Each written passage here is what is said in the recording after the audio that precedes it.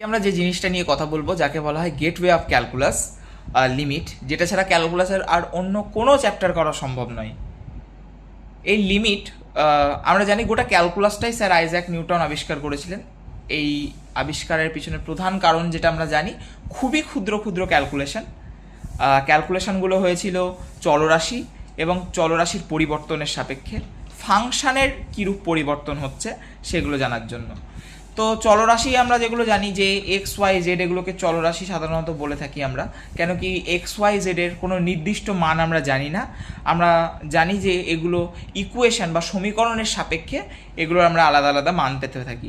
যেমন আমরা এখানে একটা ইকুয়েশন দেখতে পাচ্ছি 2x - 6 = 0, এখানে আমরা পাচ্ছি x সমান 3, বা 2x² + 2x + 1 = 0, এখানে আমরা পাচ্ছি x = -1। তো এগুলোই চলরাশি। আবার ফাংশন হচ্ছে চলরাশি দ্বারা তৈরি কিছু, খুব ছোটোভাবে যদি আমরা বলতে চাই চলরাশি দ্বারা তৈরি কিছু। যেমন আমরা যদি বলি চাল একটা জিনিস, চাল হচ্ছে, ধরেই আমরা চাল হচ্ছে আমাদের চলরাশি, ঠিক আছে। চাল যদি আমাদের চলরাশি হয়, তাহলে আমরা দৈনন্দিন জীবনে যেগুলো খাই, ভাত, পায়েস বা পোলাও, এগুলোর প্রধান উপাদান কি? প্রধান উপাদানই হচ্ছে চাল। তো চাল হচ্ছে যদি চলরাশি হয়, এই চাল দিয়ে তৈরি যে কোনো জিনিস, যেমন ভাত, পায়েস, পোলাও, সেগুলো হচ্ছে আমাদের ফাংশন বা অপেক্ষক। সেরকমভাবে এক্স যদি আমাদের চলরাশি হয়, এক্স দিয়ে তৈরি যে কোনো জিনিস, sine x, cos x, tan x, x², x³ log x, এগুলো হচ্ছে আমাদের সাধারণত ট্রিগোনোমেট্রিক ফাংশন, এগুলো অ্যালজেব্রিক ফাংশন এবং এটা লগারিদমিক ফাংশন। তো লিমিট জিনিসটার দরকার কেন পড়লো? লিমিট জিনিসটার দরকার পড়লো কোনো ফাংশন কিছু কিছু জায়গায় ইনডিফাইন্ড ফর্ম দেখাচ্ছে বা আনডিফাইন্ড ফর্ম দেখাচ্ছে, sorry, the term is undefined form দেখাচ্ছে, 0/0, ইনফাইনাইট বা ইনফাইনাইট - ইনফাইনাইট, এরকম কিছু কিছু ফর্ম দেখাচ্ছে। তো সেইখানে আমরা ওই ফাংশনের কোনো নির্দিষ্ট মান পাচ্ছি না, সেইটা ওই পার্টিকুলার পয়েন্টে যেখানে ফাংশনটা আনডিফাইন্ড দেখাচ্ছে তার আশেপাশে, কতটা আশেপাশে? যতটা আশেপাশে কল্পনা করা যায় ততটা আশেপাশে আমরা মান বসিয়ে দেখার চেষ্টা করছি আসলে ওই ফাংশনটা কীরূপ আচরণ করছে। এর বাস্তব জীবনে যদি আমরা উদাহরণ জানতে চাই, তাহলে কোনো একটা নির্দিষ্ট অবকাশে কোনো একটা গাড়ি কতটা বেগে যাচ্ছে, তার ত্বরণ কতটা বা মন্দন কতটা ইত্যাদি জানতে গেলে আমরা লিমিট ব্যবহার করে থাকি।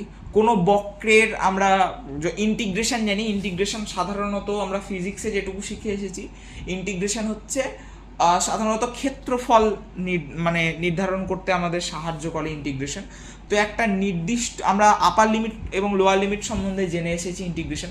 তো কোনো একটা নির্দিষ্ট ক্ষেত্রর মধ্যে ওই পার্টিকুলার ফাংশনের যে বক্র বা যে গ্রাফ আমরা পাচ্ছি, সেই গ্রাফের এরিয়া আন্ডার দ্য কার্ভ, মানে ওই বক্রের নিচে যে পরিমাণ ক্ষেত্রফল আছে সেটা বোঝার জন্য আমরা ইন্টিগ্রেশন ব্যবহার করি, এবং ইন্টিগ্রেশনের ওই ক্ষেত্র বোঝানোর জন্য আমরা সাধারণত লিমিট ব্যবহার করে থাকি।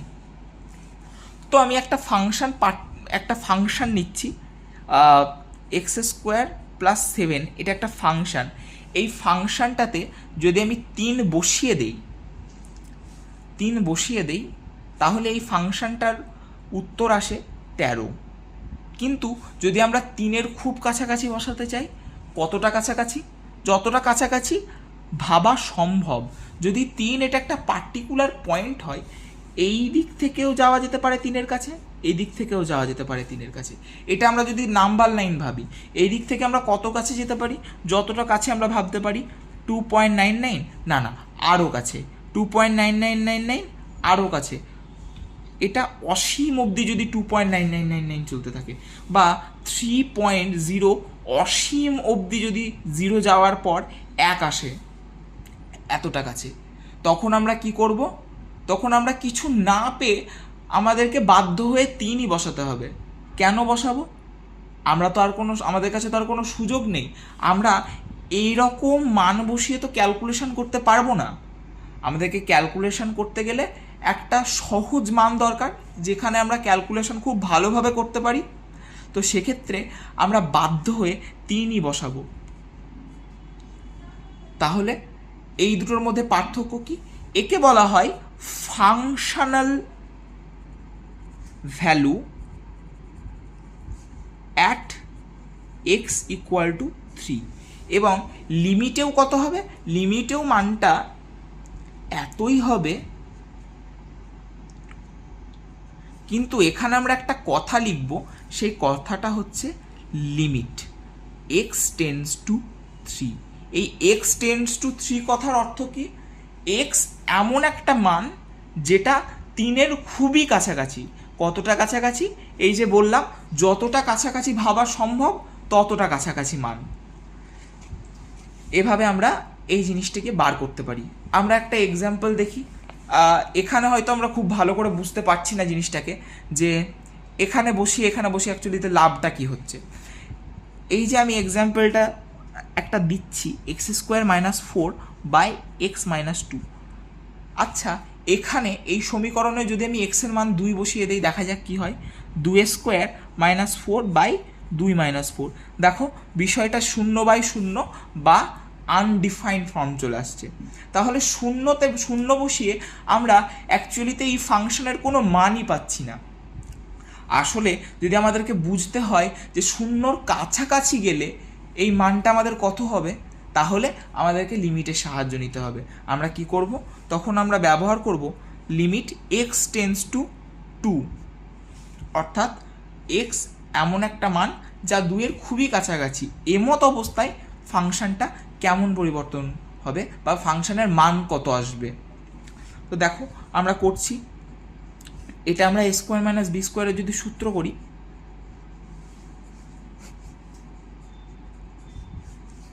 এখানে আমরা দেব লিমিট x টেন্ডস টু 2, এটা কেটে গেল। এবার আমরা 2-এর মানটা বসাবো, তাহলে আমাদের কত হচ্ছে 4। প্রশ্ন হতেই পারে, এটা যদি আনডিফাইন্ড ফর্ম হয় তাহলে আমরা 2টা বসালাম কি করে? না, 2টা আমরা ততক্ষণ বসাইনি যতক্ষণ জিনিসটা আনডিফাইন্ড ছিল। এমত অবস্থায় যখন জিনিসটা এসে গেছে, দেখো এবার কিন্তু জিনিসটা ডিফাইন্ড। এবার যদি আমি 2-এর মানটা বসিয়ে দেই, তাহলে কিন্তু আমরা এই ফাংশনের একটা নির্দিষ্ট মান পাবো, অর্থাৎ x-এর খুব কাছাকাছি নিয়ে যাওয়াতে আমরা এই ফাংশনের একটা নির্দিষ্ট মান পাচ্ছি, যাতে আমরা কল্পনা করতে পারছি যে আসলে মানটা 2-এ গেলে কি হওয়ার সম্ভাবনা ছিল। এবার আমরা যে জিনিসটা নিয়ে আলোচনা করব সেটা হচ্ছে একটা লিমিট কখন এক্সিস্ট করে এবং একটা লিমিট কখন এক্সিস্ট করে না। একটা লিমিট এক্সিস্ট যখন করবে, তখন লিমিটের লেফট হ্যান্ড লিমিট এবং রাইট হ্যান্ড লিমিটটা ইকুয়াল হবে। এখন লেফট হ্যান্ড লিমিট আর রাইট হ্যান্ড লিমিট কি? যখন লিমিটটা এই দিক থেকে অ্যাপ্রোচ করছে, অর্থাৎ এইখানে ধরে নিচ্ছি আমি একটা ভ্যালু এ এর বাঁ দিক থেকে যখন খুব কাছাকাছি এর দিকে আসছে, তখন আমরা লিখি লিমিট x একটা মান, x যখন এর বাঁ দিক থেকে খুব কাছাকাছি আসছে তখন আমরা লিখি a মাইনাস। এইটাকে বলা হচ্ছে, এই পুরো জিনিসটাকে একসাথে বলা হচ্ছে লেফট হ্যান্ড লিমিট। আরেকবার বলি, এ একটা মান ধরে নিচ্ছি, এতে ওই একটা ফাংশন আছে, সেই ফাংশনটার মান যদি আমি এ বসাই তাহলে ওই ফাংশনটা আনডিফাইন্ড হয়ে যাবে। তাহলে আমরা এ বসাবো না, এর খুব কাছাকাছি মান বসাবো। সেরকমই ধরে নিচ্ছি আমরা এক্স বসাবো। এক্স কত? এক্স কি? এক্স হচ্ছে এমন একটা মান যেটা এর খুব কাছাকাছি। কোন দিক থেকে আসছে? বাঁ দিক থেকে আসছে। তাহলে আমরা বলবো এটাকে লেফট হ্যান্ড লিমিট, যেটাকে আমরা এ নেগেটিভ, মাথার উপরে এ নেগেটিভ দিয়ে বোঝাই। X tends to limit x tends to A negative, এটাকে বলবো আমরা লেফট হ্যান্ড লিমিট। আবার একইভাবে যদি রাইট হ্যান্ড সাইড থেকে আসে এক্সটা, তাহলে আমরা তখন বলবো রাইট হ্যান্ড লিমিট, যেটাকে আমরা লিখি x tends to A plus. একটু ভালো করে একটু নর্মাল কোনো কিছু দিয়ে বোঝানোর চেষ্টা করি। আমরা এই ইকুয়েশনটা থেকেই দেখছি দুয়ের যদি বাঁ দিক থেকে খুব কাছাকাছি আসি, মানে 1.9999 করে যেতে যেতে একদম ইনফাইনাইট অব্দি যাচ্ছি, এটা কোন দিক থেকে আসছি? এটা বাঁ দিক থেকে আসছি। মানে যদি আমি limit x tends to 2 minus বোঝাই, তাহলে আমি এই জিনিসটাকে বোঝাবো। আর যদি আমি limit x tends to 2 plus বোঝাই, তাহলে আমি এই দিক থেকে বোঝাবো। অর্থাৎ এই জিনিসটা বোঝাচ্ছে আমি তখন ফাংশনে মানটা বসাচ্ছি 2 এরপর 0 0 করে ইনফাইনাইট, 0 পর হয়তো 1। ঠিক আছে, এইটা হচ্ছে লেফট হ্যান্ড লিমিট এবং রাইট হ্যান্ড লিমিটের মেন কনসেপ্ট। এখন আমি বললাম একটা লিমিট এক্সিস্ট করবে তখনই যখন একটা ফাংশনের লেফট হ্যান্ড লিমিট এবং রাইট হ্যান্ড লিমিটটা ইকুয়াল হবে। যদি ইকুয়াল না হয় তখন আমরা বলবো ওই পয়েন্টে ফাংশনের লিমিট ডাজ নট এক্সিস্ট। একটা এক্সাম্পল দেখি, এক্সাম্পল দিলে আমার মনে হয় জিনিসটা আরও বেশি ক্লিয়ার হবে। উদাহরণটা দেখো,